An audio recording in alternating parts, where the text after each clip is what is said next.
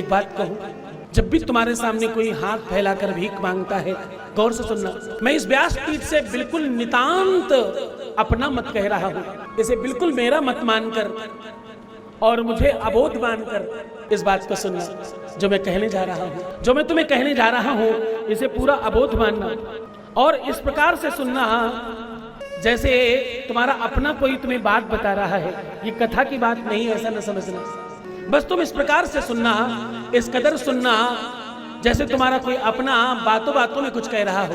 जब तुम्हारे सामने कोई हाथ फैलाकर भीख मांगे तो कभी कभी तुम्हें दया आती है और तुम दे बैठते हो, और कभी कभी तुम उसे ज्ञान दे बैठते हो। मैं दोनों ही बातों के लिए तुम्हें रोक रहा हूं, ना तो ज्ञान देना और ना तो दान देना उसको। ऐसा क्यों नहीं करना मालूम? ऐसा इसलिए नहीं करना क्योंकि तुम प्रकृति के नियम में बाधा उत्पन्न कर रहे हो। तुम क्या कर रहे हो? तुम प्रकृति के नियम में बाधा उत्पन्न कर रहे हो। अरे वो लक्ष्मीपति, वो परमपिता परमात्मा महादेव, जिसके आशीष से लोग कुबेर बन जाते हैं, आप कथा में सुनेंगे। अगर उसे देना होता तो भिखारी बनाकर क्यों पैदा करता और भिखारी बनाकर क्यों रखा होता? जरा विचार करना।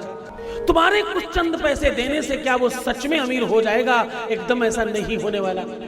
मैं इसके टोटल विपक्ष में हूं, ऐसा नहीं करना चाहिए। ऐसा करने से बहुत सारे गुनाहों में बढ़ावा दिया जा रहा है और बहुत सारे गलत कामों में लोगों की लिप्तता बढ़ रही है।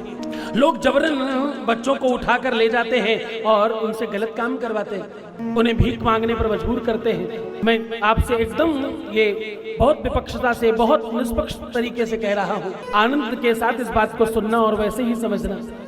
प्रयत्न करना कि अगली बार जब तुम्हें कोई मांगे, जब तुमसे कुछ कहे, तो प्रयास करना कि उसे न दे।